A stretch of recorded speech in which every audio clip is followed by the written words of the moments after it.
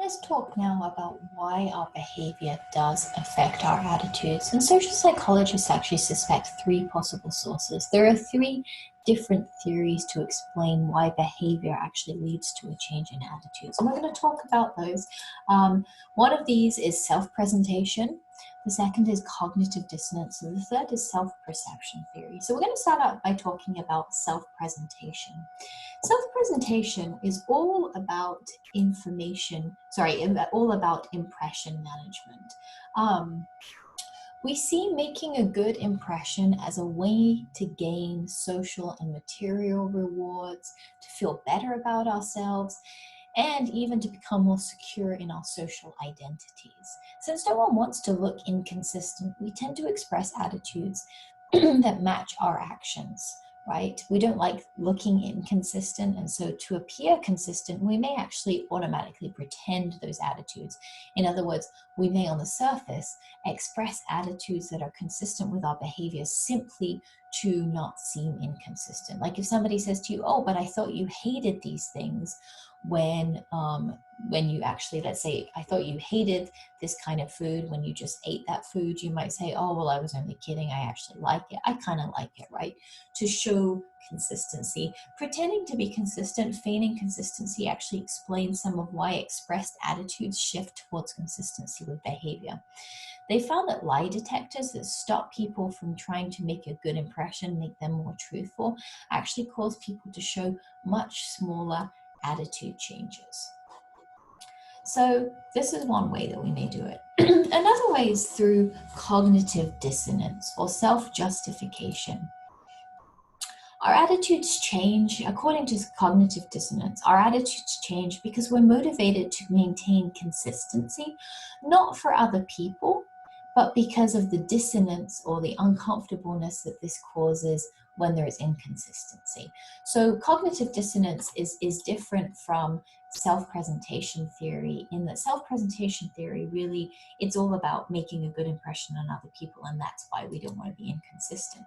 With cognitive dissonance, the inconsistency actually causes a negative arousal. It makes us feel uncomfortable, and that makes us want to be consistent. So Festinger came up with cognitive dissonance theory in 1957. And according to this theory, it assumes that we feel tension or dissonance when two of our thoughts or beliefs or behaviors are inconsistent.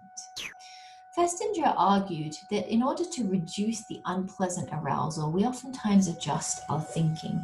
Now, I like to use the example here of people typically thinking that they are good and generous people. Like if I said to you, are you a good person? Are you a generous person? Do you like to help people who need help? You're probably gonna say yes. Most people probably say yes, right? Because we like to think of ourselves, as we discussed in chapter 2, in a positive light. If I then asked you, okay, last time you saw a person who was homeless, who needed help, who was asking for food or for money, did you help them?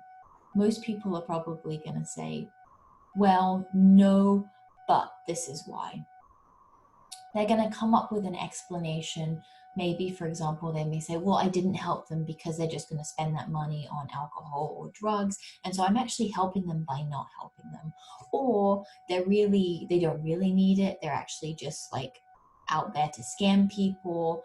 You essentially add an additional thought or belief to try to justify why you didn't act in a way which was consistent with your belief that you are a good and generous person who helps people who needs it. Another way that individuals minimize dissonance is through selective exposure. And that is our tendency to seek out information and media that agrees with our views and to avoid dissonant information, right? This is kind of a part of confirmation bias in some ways. We're really just going to look to take in information and expose ourselves to information that is consistent with what we believe.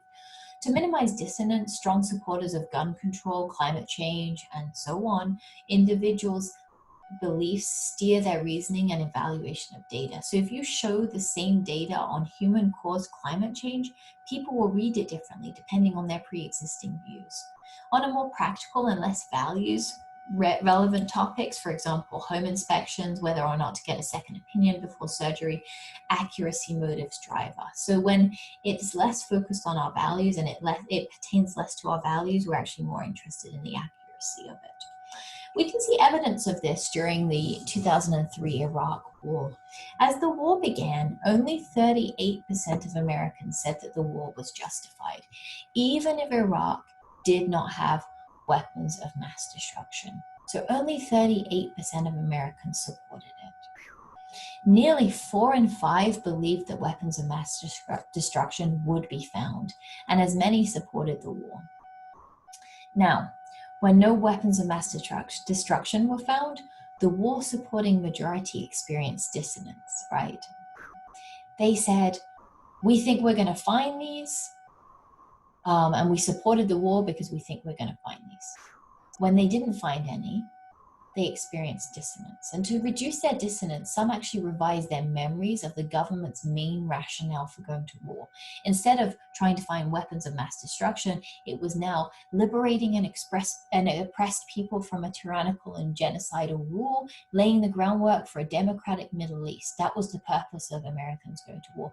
They misremembered, they misconstrued what actually was the main reason for going to war. And 3 months after the war began, 58% supported the war, even though there were no weapons of mass destruction. So you see how introducing that belief, oh, we actually went to war for this reason, allowed them to then be in support of war, because the war was going to happen regardless of whether or not they supported it. And so they came around and they supported it by introducing that third belief, that extra belief. So I want you now to spend some time watching this video about cognitive dissonance theory, and then we'll talk about it in a second.